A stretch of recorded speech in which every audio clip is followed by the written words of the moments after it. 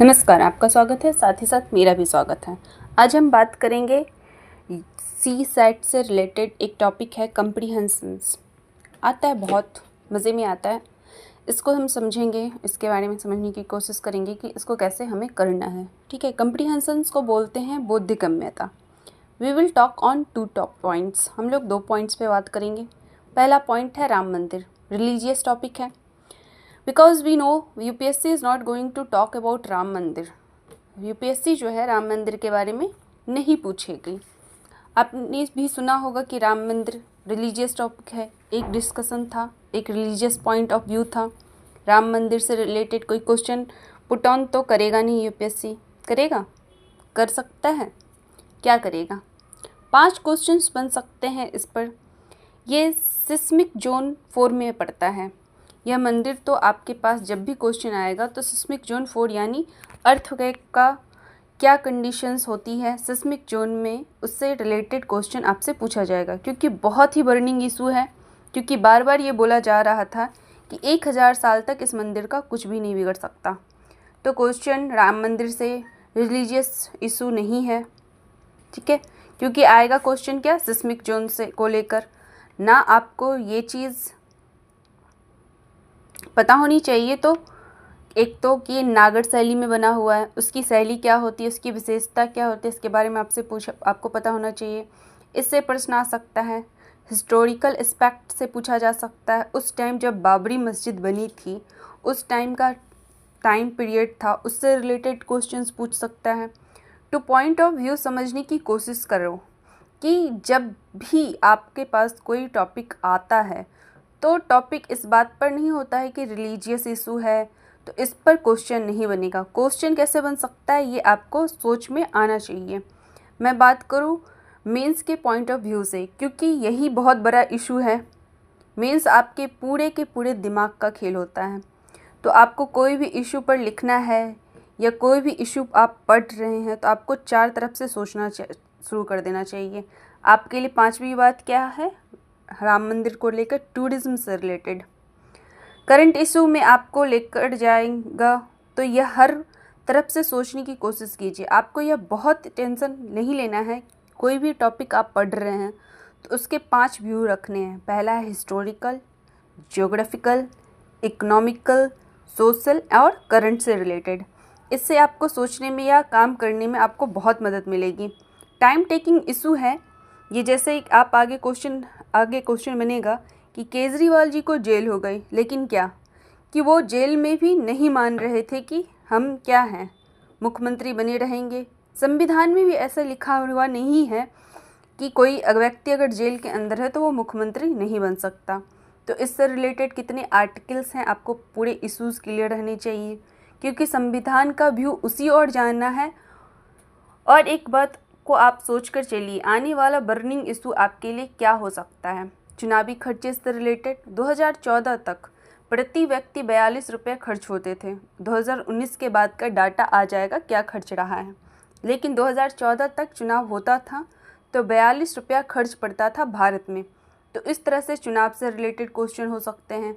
उन्हें प्रधानमंत्री से, केजरीवाल से, राहुल गांधी जी से कोई मतलब नहीं है। वो जो बात करेंगे स्ट्रक्चरल मतलब जो वो कैसा खर्चा बैठता है नहीं बैठता है, ये इस पे बात करेंगे। यूपीएससी जब आपसे क्वेश्चन पूछता है तो सीधा क्वेश्चन कभी नहीं आते। ऐसा थोड़ी कन्फ्यूजनल होता है जो आपको कंफ्यूज करे। ये बात हो गई। आपको कोई भी पॉइंट ऑफ व्यू पढ़ना कैसे है बहुत इम्पॉर्टेंट होता है। मणिपुर वाला इशू डायरेक्ट नहीं पूछेगा आपसे, लेकिन ऐसे पूछ सकता है। मणिपुर से रिलेटेड बहुत कुछ पूछा जा सकता है, मणिपुर ही पूछ सकता है क्योंकि बर्निंग इशू रहा है। Ask yourself per day why do you want to become a civil servant.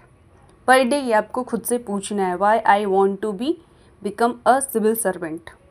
Start writing per day at any topic, it will help you so much. It is not compulsory write an important topic, random topic also you can write in 150 words, 300 words in a week, at least 600 words topics. okay, अब हमें बात करना है consumption यानी पूर्वधारणा और निष्कर्ष। Inference, इसमें critical message होगा, इम्प्लाइड होगा, इम्प्ली होगा, इसको निहार्थ कहते हैं, इम्प्लीकेशन होगा, क्रेक्स होगा, मर्म कहते हैं इसको, कोलराइल होगा, इसको निष्कर्ष कहते हैं। तो पहले हम लोग बात कर लेते हैं एजम्पशन यानी पूर्व धारणा क्या होता है। पैसेज में दिए गए तथ्यों या जानकारी या सूचना के आधार पर एक ऐसी राय या ओपिनियन स्थापित करना जो एक नया संदेश देती हो, लेकिन वह पैसेज में दी गई जानकारी के आधार पर नहीं भी हो सकती है। ध्यान रखें, यदि कोई जानकारी जो पैसेज में कहीं नहीं दी गई हो उसे पूर्व धारणा या अजम्पशन का आधार नहीं बनाना है। जैसे 2020 के सीसेट पेपर में पैसेज नंबर 3 दिया गया है। हम लोग किसकी बात करेंगे सीसेट में? 2020, 2021 और 2022 और 23 के क्वेश्चंस पेपर पे बात करेंगे, ठीक है। फिर इन्फ्रेंस क्या है? निष्कर्ष। इन्फ्रेंस या निष्कर्ष को हम पैसेज में दी गई जानकारी के अनुसार प्राप्त करेंगे। यह जानकारी या सूचना प्रश्न के ऑप्शन में भी स्पष्ट रूप से दिखाई देगी। अन्य कई शब्द हैं जैसे इम्प्लाइड, इम्प्लाई, इम्प्लीकेशन, क्रेक्स, कोरेलर, सजेशन आदि का अर्थ भी निष्कर्ष के रूप में देखा जाएगा, जैसा पैसेज नंबर 8, पैसेज नंबर 11 आदि में देखा जा सकता है।